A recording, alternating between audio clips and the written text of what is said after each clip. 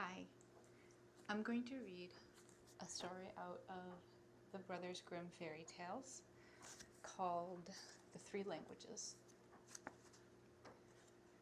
There was once an old count who lived in Switzerland, and he had an only son who was quite stupid and could not learn anything.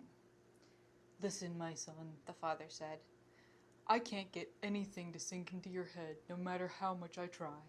So I'm sending you away from here and placing you under the care of a famous master. Let's see what he can do with you." The young man was sent to a strange city and stayed with the master for a whole year. At the end of this time he came home, and his father asked, "Well, my son, what have you learned?" "Father," he responded, "I've learned to understand the barking of dogs." "May God have mercy on us!" the father exclaimed. "Is that all you've learned? Well, now I'm going to send you to a master in another city." The young man was taken there and stayed 1 year with this master as well.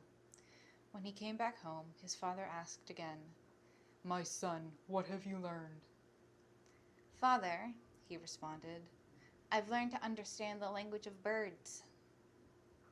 The father became infuriated and said, "You're hopeless. Why, you've wasted all this valuable time and have learned nothing, and you're not even ashamed to appear before my eyes. Well, I'm going to send you to a third master, but if you don't learn anything this time, I'm no longer going to be your father." The son spent a whole year with the third master too, and when he returned home, the father asked, "My son, what have you learned?"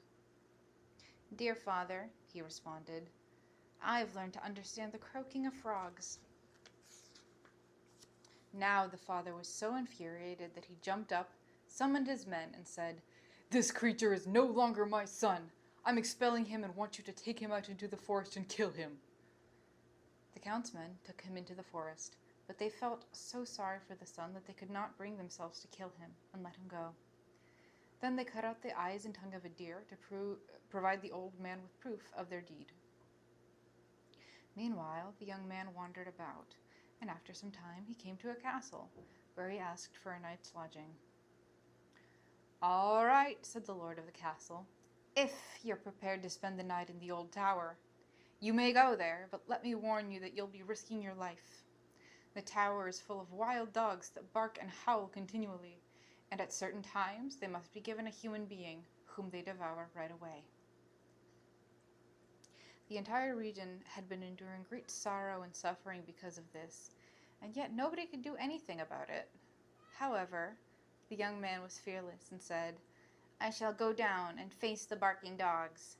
Just give me something that I can throw to them. They won't harm me." Since he insisted, they gave him some food for the wild beasts and brought him down to the tower.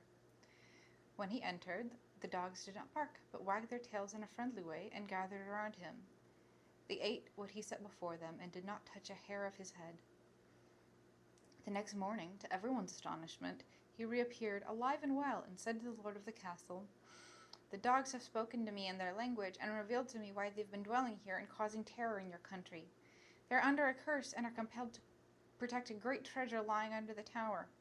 They'll never find peace unless the treasure is dug up, and they've told me how this can be done." All those who heard this rejoiced, and the lord of the castle said he would adopt him as his son if he could accomplish this task successfully. The young count went back down to the tower, and since he knew what was to be done, he completed it and brought up a chest filled with gold.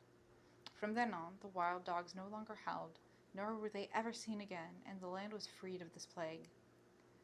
After a while, the young man decided to go to Rome, and along the way he passed a swamp where some frogs were sitting and croaking. He stopped and listened, and when he heard what they were saying, he grew very pensive and sad. At last, when he arrived in Rome, he learned that the Pope had just died, and the cardinals could not agree on a successor.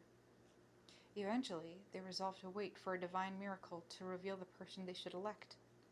At the very moment that they came to this decision, the young count happened to enter the church, and 2 white doves swooped down to his shoulders and rested on them. The cardinals recognized this as a sign from God, and asked him on the spot whether he wanted to be pope. At first, he was undecided and did not know if he was worthy enough. but the doves persuaded him to do it, and finally he consented. He was anointed and consecrated, and thus the prophecy that he had heard from the frogs along the way was fulfilled. Indeed, it had been this very prophecy that had upset him, for he had not expected to become the Holy Pope. After that, he had to sing Mass and did not know a single word of it, but the two doves were still sitting on his shoulders and whispered the words in his ear. That's the story. I hope you enjoyed.